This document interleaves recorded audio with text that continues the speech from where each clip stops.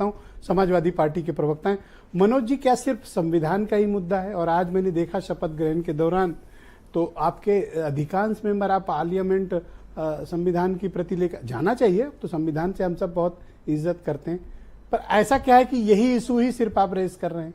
कोई खास बात है?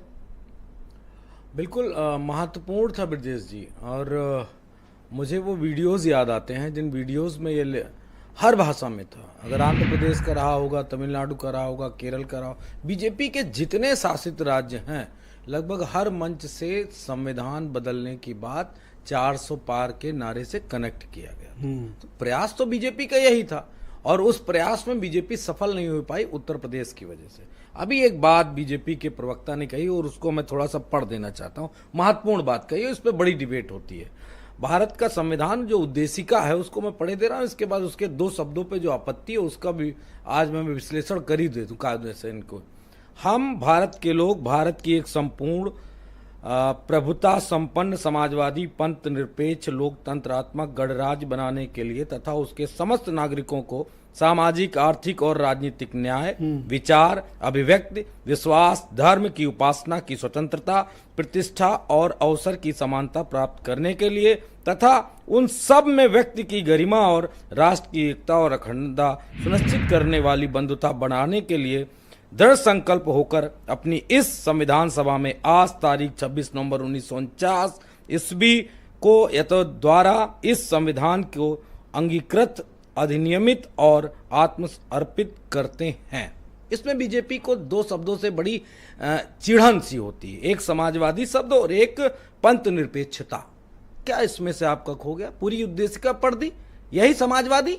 अगर समाजवादी मैंने रखी तो उसमें नीचे क्या लिखा है? सामाजिक, आर्थिक और राजनीतिक न्याय, विचार, सबको आजादी। अब तो बच गया ना संविधान। नहीं, एक बात और बता दूं, अब तो बहुमत नहीं है बीजेपी के पास, तो गठबंधन का बहुमत है। मैं बिल्कुल बता दूं, अब बच गया ना, अब आगे बचा नहीं। और मुद्दा बीजेपी को पंथ निरपेक्ष से बड़ी प्रॉब्लम है, तो इसमें लिखा तो धर्म की उपासना की स्वतंत्रता है। क्या करना चाहते थे? क्या 2 शब्दों से इतनी चिड़न क्यों?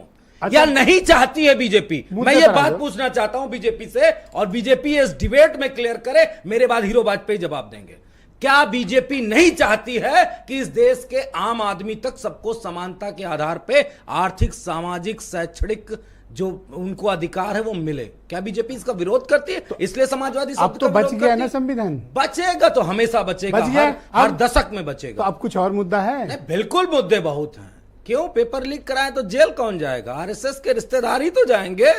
बीजेपी के जो सारे छोटे-छोटे लोग वही तो जाएंगे। अगला आदमी अमेरिका आ जाएगा, पकड़ लाएंगे। ना, भाग जाएगा अमेरिका तो क्या हुआ?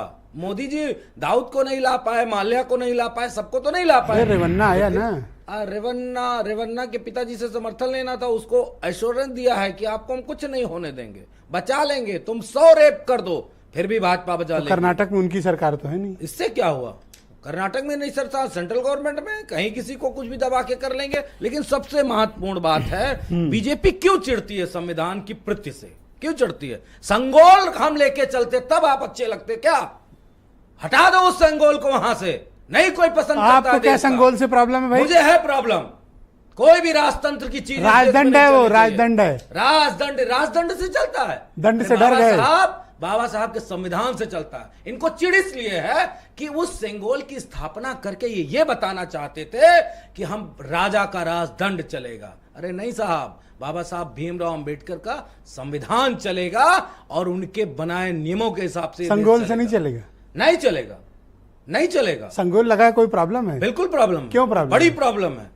ये कौन राजा होते हैं राजदंड देंगे क्या? प्रतीक है भाई, प्रतीक है। कोई प्रतीक नहीं है, प्रतीक है। नरेंद्र मोदी आरएसएस की ये विचारधारा थी, ये विचार था। मैं ब्रजेश जी बहुत स्पष्ट बता रहा हूं। नहीं, वो सही कह रहे हैं, बिल्कुल स्पष्ट हंस रहे हैं। क्योंकि अगर कोई सनक जाए तो भी ये इस तरह का काम कर सकता है, कोई नॉर्मल व्यक्ति नहीं कर सकता। क्या प्रॉब्लम है आपको संगोल से?